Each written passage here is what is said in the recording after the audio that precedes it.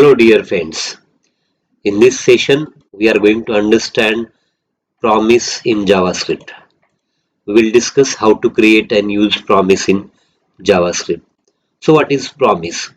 So promise is basically an object that represents completion or failure of an asynchronous operation and its resulting value. So what is called asynchronous operation? The asynchronous operation is an operation that is performed behind the scene with other operation. Without waiting the other operation that is to be performed, asynchronous operation is performed behind the scene.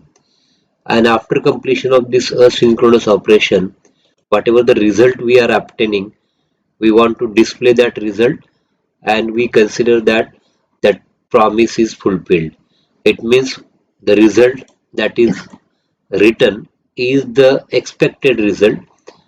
It means that we have completed that promise, we have completed that operation successfully.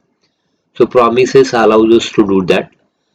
It is used to handle asynchronous code more easily and avoid the use of callback function. So promise can be in one of the three states. The first is pending state. It means promise is not yet completed, or it is either not fulfilled or it is rejected. It is an initial state of promise. The second state is the promise is fulfilled. It means that the operation is completely successfully completed and the promise has some resulting value. If the state of the promise is rejected, it means that operation is failed and the promise has a reason for failure. So the basic syntax of creating promise in JavaScript is promise is basically an object. We have to create that object. It is a predefined object. So here this example creates a simple variable called myPromise, and in front of that we initialize the promise as new promise, and as a parameter we are passing two callback functions to this constructor, to this class. So these are the function that is being passed to this promise as a parameter, and here inside this promise bracket we perform some asynchronous operation. So whatever the asynchronous operation we are performing, if this asynchronous operation is successful, then we'll call the resolve function and we'll pass some value indicating that this particular operation is successfully completed, or whatever the result that we obtain, we want to display that result, means the result of asynchronous operation. If the error is occurred, then we'll call the reject method. So this is what the basic syntax of creating promise. So let's discuss with simple example.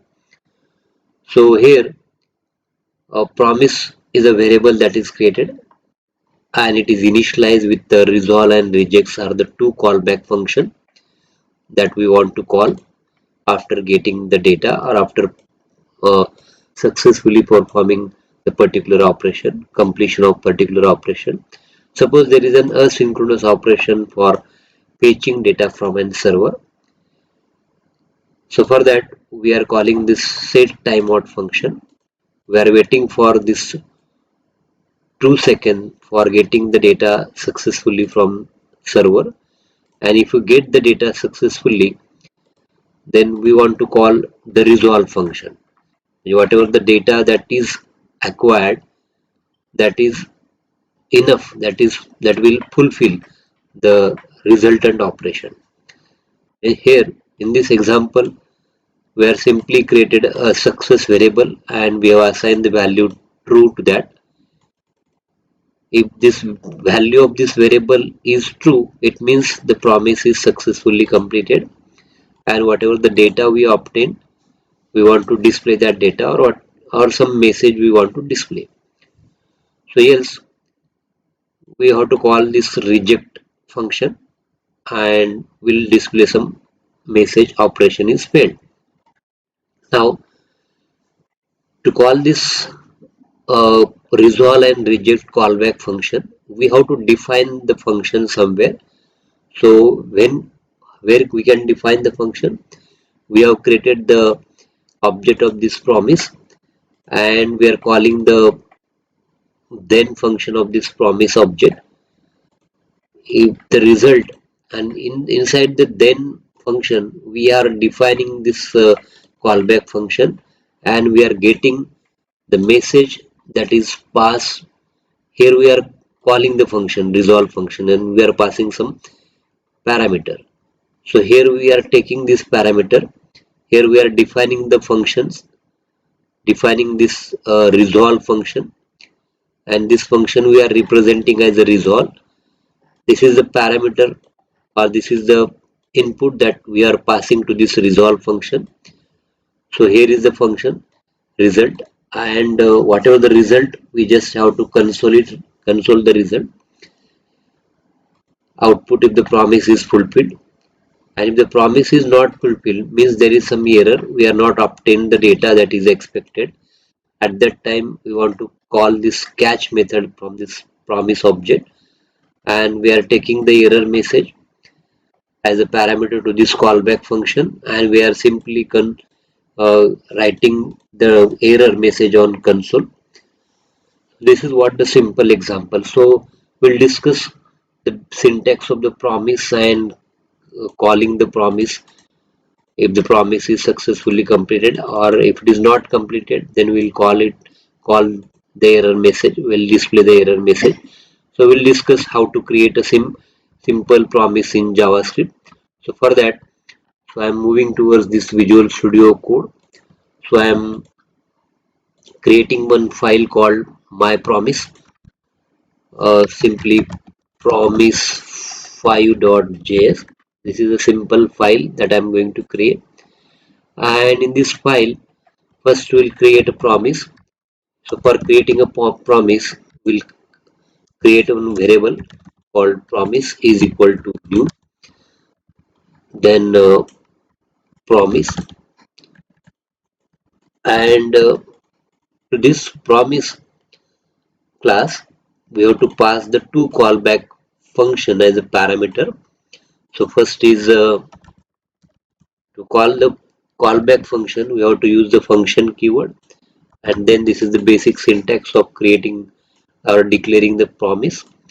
So here, so I am uh, passing one function as resolve, uh, where I am taking the function as resolve, representing the function as resolve, and one more function I am passing as a parameter is reject. So after this, I am defining this promise object. So here, so I am simply creating a variable called constant success is equal to true. Success is equal to true, and simply I'm checking that if success is equal to true, then I want to call this resolve function that is taken as a parameter, and would want to pass the message to this function as promise resolved. This is the message I want to call to this resolve function, and if this is not a case, then I simply want to call the reject function, and I want to display the message as error occurred. Okay. Now, after definition of this promise, uh, we'll call this promise. To call the promise, so we simply use the promise object that we have created here. Promise dot then here I'm defining the callback function resolve. So here I'm simply displaying the message. I'm taking the message as a parameter, So here, so this is what a callback function. So this function will be taken as a parameter to this uh, promise object. This function is represented as resolve, where initializing the variable success is equal to true, means this condition will be true, and if this condition will be true, the resolve function will get called and this message will appear here, and we are simply displaying this message. Now if there is an error, if ERR error, okay,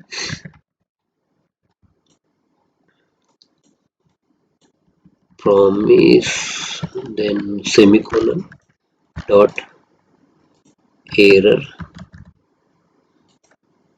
error, what happened to this promise dot then dot catch. Okay, uh, catch is an keyword which will be used to get the message, error message from promise. So here I am taking this error message as ERR, and this is one again a callback function. Here I am defining, and I want to simply display the message as the error message console.log ERR. So here we are passing this message error occurred. This error occurred message will appear here if this condition is false, and will display this message on console. So in this way we can create and define, we can call the promise. So let's test it. When I run it, we can get the output like this: promise is resolved. If I change the value of this success variable as false, false, then we can see here the message as from error occurred. If this condition is false, we are calling this reject function. So this message will appear here, and we are displaying this message here. So in this way we can define and use the promise. Let's have one more example. We'll understand promise with one more example. How can we use this promise in HTML to call a server, to call a function, asynchronous function for getting data from server, or we simply want to get the data from particular HTML file. Behind the scene we want to call an HTML file, and if this HTML file returns something, or we successfully obtain the data from HTML file, then we want to call the resolve function, otherwise we want to call the reject function.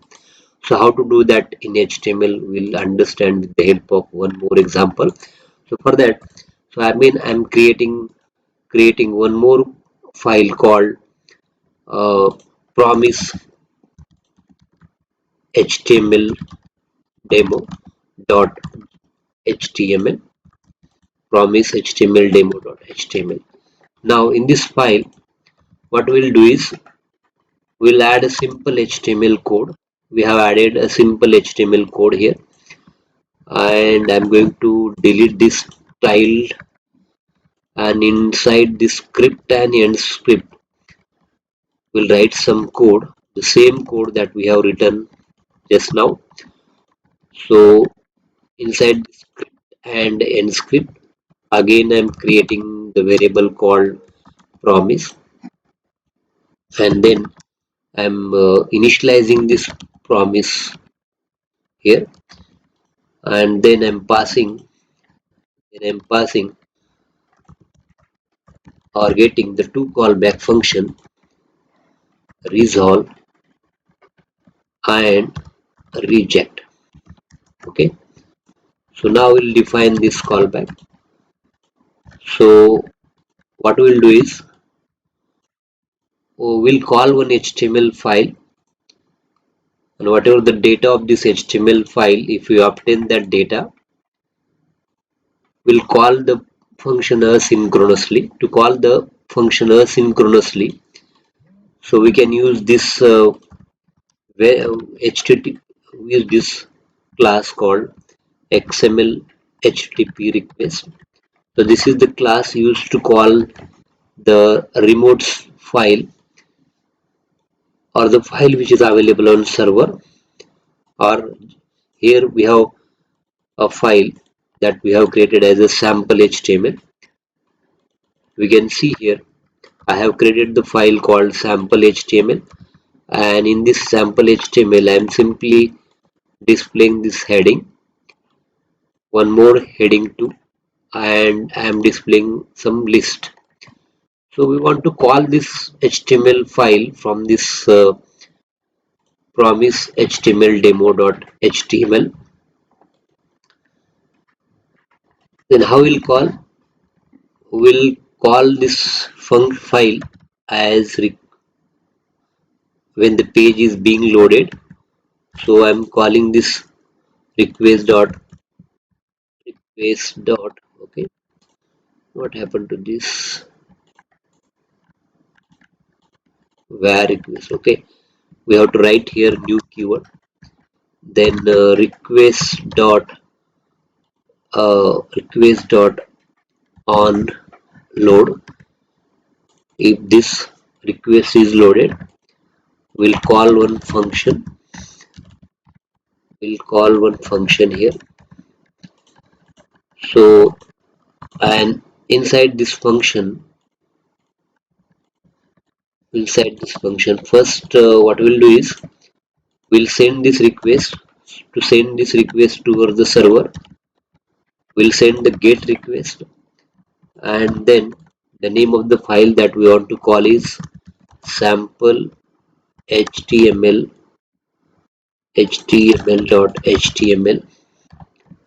We are calling this file, and request.open is a function that we have to call for this, and then request.send is a function that is to be called to send this request to server. And if this request is loaded successfully, so we'll check the status of this request. If the request dot status code is equal to 200, it means that this request is successfully processed. And if it is successfully processed, we want to get the return data from this file, means whatever the return value of this HTML file, we want to get that return value. So to get that return value from this sample html.html, we simply have to call request.response text, and this response text we are going to pass as a parameter to this resolve function. So here I am calling this resolve function, and I'm passing this resolve function. I'm calling this resolve function and passing the response data. And if this is not the case, then we'll call the method reject. Where is the reject? Reject and resolve. These are the two callback methods that we are going to define later on in then and catch function of this promise. Then we'll display here the error data is not loaded. Okay, now we'll define this resolve and reject callback method after the definition of this promise. So here we have defined the promise object as promise. Then I am calling the then method of this promise object, and then we'll define here the callback message, the data or message as a parameter that we are going to take. And here we'll display this data on this HTML page. For displaying this data on HTML page, we'll display the data, display the simple heading as promise demo. Will display one horizontal row, and will display the promise response,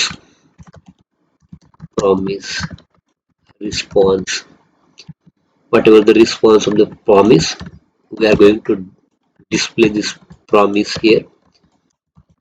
Inside this div tag, we want to display the response here.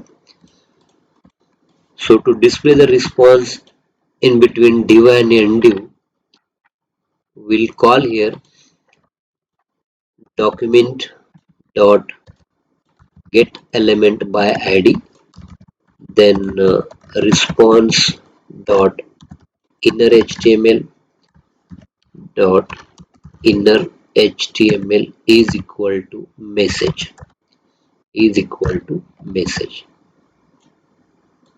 So this is data what the data, what is the data that is received from this sample html.html file.